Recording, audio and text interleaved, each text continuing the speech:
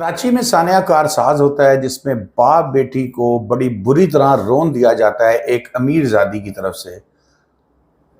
मेरे दिमाग में फ़ौरन ख्याल आया, डॉक्टर मोमिता वाला केस जो है वो मैं रिपोर्ट कर रहा हूँ। वहाँ की सुप्रीम कोर्ट ने अज खुद नोटिस ले लिया, लेकिन हमारी सुप्रीम कोर्ट ने इस मामले पर अभी तक अज खुद नोटिस नहीं लिया। चीफ जस्टिस ऑफ पाकिस्तान से दरख्वास्त है कि अगर आपने इसका नोटिस ना लिया तो मुझे 1000% यकीन है कि वो दोनों बाप बेटी जो मारे गए हैं इनको कभी इंसाफ नहीं मिलेगा, किसी सूरत इंसाफ नहीं, क्योंकि जो इतलात मुझ तक पहुंच रही हैं, जो खबरें मुझ तक पहुंच रही हैं वो यही हैं कि बहुत ज़्यादा ताकतवर लोग हैं। और पाकिस्तान की हालत ये है कि यहाँ पर ज़हनी मरीज़ लोग 8-8, 10-10 करोड़ की गाड़ियाँ चला रहे होते हैं, और जो ज़हीन फ़तीन लोग अपनी मेहनत से आगे बढ़े होते हैं उनको बाप के साथ मोटरसाइकिल पर कुचल दिया जाता है। और इसकी ताज़ा तरीन मिसाल सानिया कारसाज कराची की है।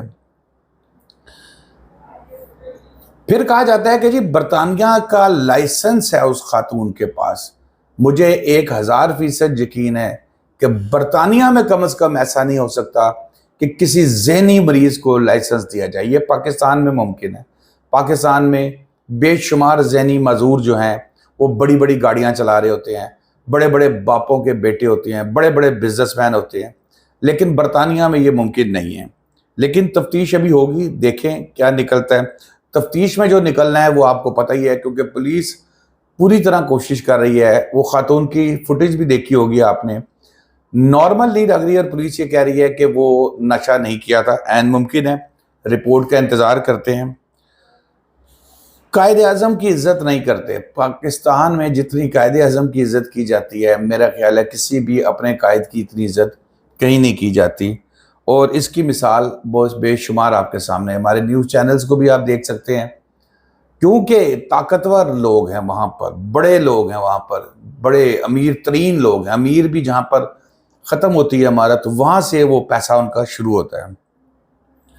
बाप बेटी को पिक किया बाप ने। बाप भी एक गरीब आदमी साथ मारा गया जो मेहनत करता है और अपनी बेटी के लिए जो है वो बेटी की तालीम के लिए मेहनत करता है कि शायद मेरे बुढ़ापे में ये मेरा सहारा बन जाए।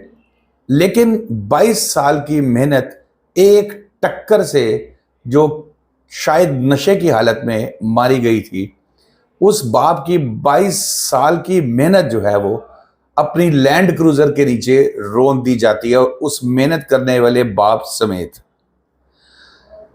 नताशा के बारे में कहा यह गया कि जी यूके का लाइसेंस है। मैं इससे पहले भी ये कह चुका हूँ कि मुझे ये बात का यकीन है कि नताशा को यूके वाले, अगर वो ज़हनी माजूर है, आगे मैं आपको चल के बताऊंगा कि कितनी ये जो ज़हनी माजूर खातून है, कितनी कंपनीज की चीफ एग्जीक्यूटिव हैं और कितनी कंपनीज की डायरेक्टर हैं, और वो कंपनीज पाकिस्तान में बेशुमार सर्विसेज प्रोवाइड कर रही हैं।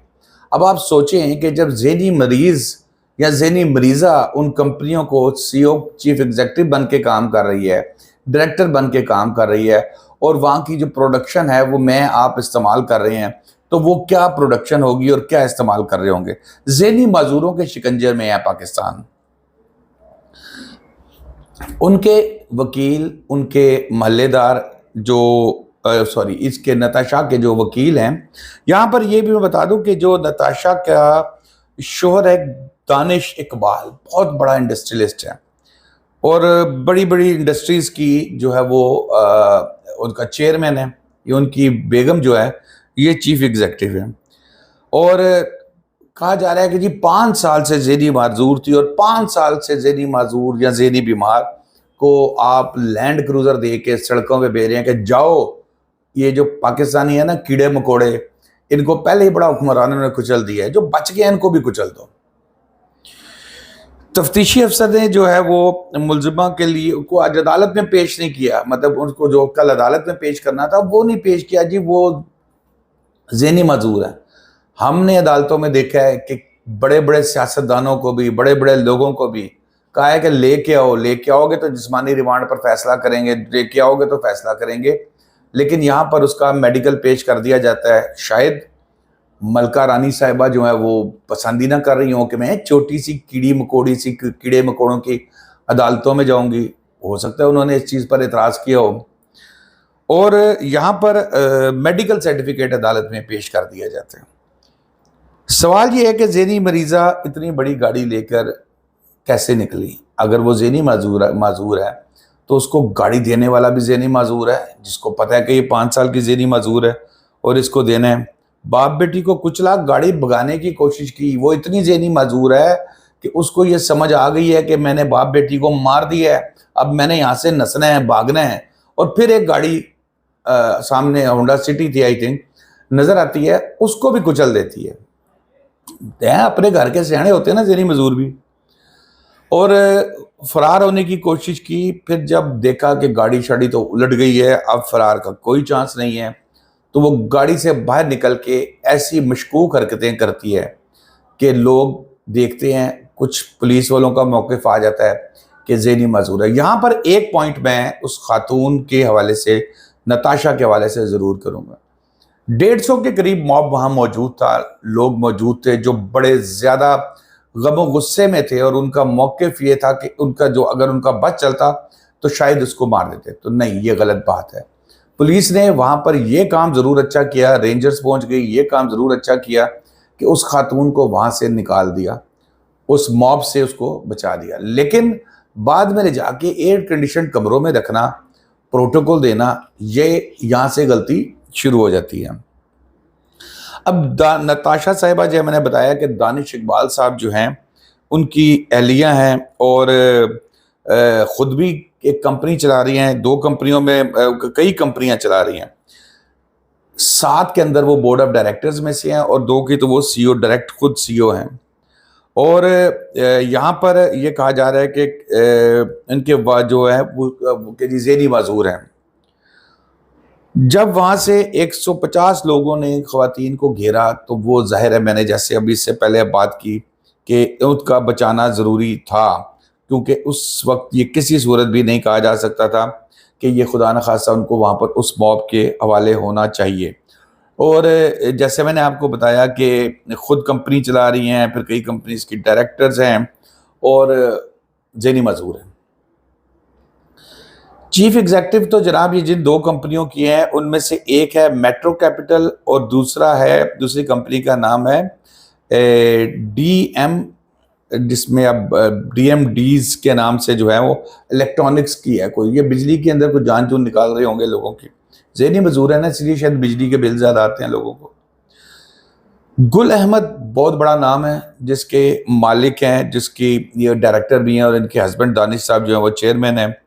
اور پھر اس کے علاوہ گل احمد سولر سسٹم، اس کی بھی یہ ڈائریکٹر ہیں اور ذہنی معذور ہیں. اس وقت وہ جناح ہاسپٹل میں ہیں، داخل ہیں. اور دوسری طرف آ جائیں، جو بچی 22 سال کی ماری گئی ہے، آئی تھنک اس کا نام آمنہ ہے جو سننے میں آیا ہے. اس کا والد محنتی آدمی تھا، وہ محنت کرتا تھا. چپس کے بارے میں جیسے کہا جا رہا ہے کہ جی چپس فروخت کرتا تھا. تو ایک کاروبار ہے، باعزت کاروبار ہے. اپنی بچیوں کو پڑھا رہا تھا. اس کی ایک بہن اور ہے اور ایک بھائی اور ہے.